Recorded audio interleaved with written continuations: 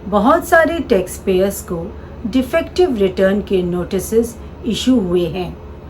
आज इस सेशन में हम आपके साथ डिस्कस करेंगे कि डिफेक्टिव रिटर्न क्या है, डिफेक्टिव रिटर्न इशू करने के क्या रीजंस हैं, और यदि आप पर डिफेक्टिव रिटर्न के नोटिसेस इशू हुए हैं तो आपको कितने समय तक और कैसे उनका रिस्पॉन्स देना है, और यदि आप समय पर अपने रिस्पॉन्स नहीं देते हैं तो आपको क्या क्या कॉन्सिक्वेंसेस फेस करने पड़ सकते हैं।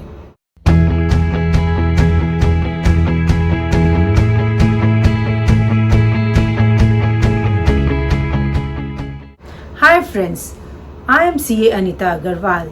Welcome back to my channel. यदि आपने अभी तक मेरा चैनल सब्सक्राइब नहीं किया है तो subscribe my channel and press the bell icon, ताकि आपको इस तरह की वैल्यूएबल इंफॉर्मेशंस की नोटिफिकेशंस मिलती रहें। वीडियो अच्छी लगे तो इसे लाइक करें और ज़्यादा से ज़्यादा लोगों को इसे शेयर करें in order to create awareness. सबसे पहले जानते हैं कि व्हाट इज डिफेक्टिव रिटर्न। यदि आप अपनी ITR फाइल करते वक्त कोई भी इनकम्प्लीट या इनकरेक्ट इंफॉर्मेशन प्रोवाइड करते हैं तो आपकी रिटर्न को डिफेक्टिव रिटर्न के तरह ट्रीट किया जाएगा और डिपार्टमेंट आप पर डिफेक्टिव रिटर्न के notice under section 139 sub section 9 issue करेगी, आइदर आपके रजिस्टर्ड ईमेल आईडी पर या SMS द्वारा आपके रजिस्टर्ड मोबाइल नंबर पर, या आप उसे अपनी फाइलिंग पोर्टल पर भी लॉगिन करके उन नोटिसेस को आप व्यू कर सकते हैं। What is the reason for the defective return? Defective return का सबसे पहला रीज़न हो सकता है कि आपने रॉन्ग ITR फॉर्म सिलेक्ट किया हो। यदि आप चाहते हैं कि आप एक राइट ITR फॉर्म सिलेक्ट करें तो आप हमारी इस वीडियो को ज़रूर से व्यू करें। The second reason for defective return is mismatch of information. आपकी TDS और TCS की जो भी डिटेल आपके फॉर्म 26AS में प्रोवाइड की गई है और आपके फॉर्म AIS में आपकी पूरे फाइनेंशियल ईयर की ट्रांजैक्शंस, आपकी TDS की डिटेल, TCS की डिटेल्स, GST की cell purchase, interest income, dividend income, आपकी शेयर मार्केट की ट्रांजैक्शंस, सभी तरह की इनकम को आपके फॉर्म AIS में रिफ्लेक्ट किया जाता है।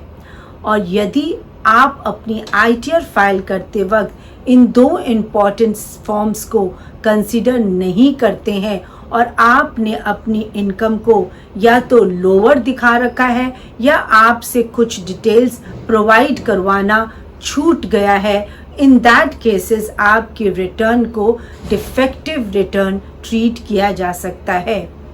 Third is the maintenance of books of account. आप अपनी books of account under section 44AA maintain कर रहे हैं, पर आपने अपनी ITR को फाइल करते वक्त न तो बैलेंस शीट और न ही अपने प्रॉफिट एंड लॉस की डिटेल्स को प्रोवाइड किया है। The fourth reason for the defective return is related to income tax audit. आप पर टैक्स ऑडिट एप्लीकेबल है, पर आपने ITR फाइल करते वक्त न तो टैक्स ऑडिट रिपोर्ट की डिटेल्स और न ही ऑडिटर्स डिटेल अपनी ITR में प्रोवाइड की। The fifth reason for defective return is TDS claim but income not reported. आपने फॉर्म 26AS के हिसाब से अपनी ITR में TDS का रिफंड तो क्लेम कर लिया, पर उसके कॉरस्पॉन्डिंग जो भी ग्रॉस इनकम थी आप उसे अपनी ITR में रिपोर्ट करना भूल गए। इसके अलावा भी और भी रीजंस हो सकते हैं जिसके वजह से आप पर डिफेक्टिव रिटर्न के नोटिसेस इशू किए जाते हैं। How to respond to the defective return notices under section 139(9).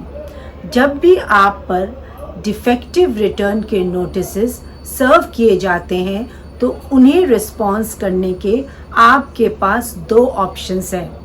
यदि आप पर डिफेक्टिव रिटर्न का नोटिस करंट ईयर के लिए इशू हुआ है, तब आपके पास ऑप्शन है कि आप अपनी उस नोटिस को response as a fresh return या रिवाइज रिटर्न भी फाइल कर सकते हैं यदि उस असेसमेंट ईयर के लिए रिवाइज रिटर्न फाइल करने का टाइम पीरियड लैप्स नहीं हुआ है।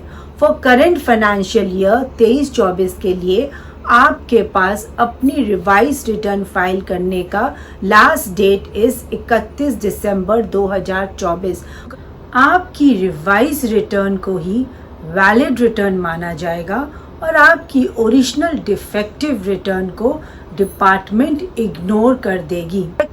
डिफेक्टिव रिटर्न के नोटिसेस का रिस्पॉन्स करने का आपके पास सेकेंड ऑप्शन ये है कि आप अपनी ई फाइलिंग पोर्टल पे लॉगिन करें, पेंडिंग एक्शंस में ई प्रोसीडिंग्स में अपनी डिफेक्टिव रिटर्न के नोटिस को व्यू करें और जो भी वहाँ आपको रीजंस दिए गए हैं उसे रेक्टिफाई करें और अपना ऑनलाइन सबमिशन प्रोवाइड करें। What is the time limit to submit responses to your defective return notices? आप अपनी डिफेक्टिव रिटर्न नोटिसेस को विदिन 15 डेज उनका रिस्पॉन्स आपको सबमिट करना पड़ेगा। आप चाहें तो एक्सटेंशन ऑफ टाइम की भी एप्लीकेशन दे सकते हैं। What will be the consequences?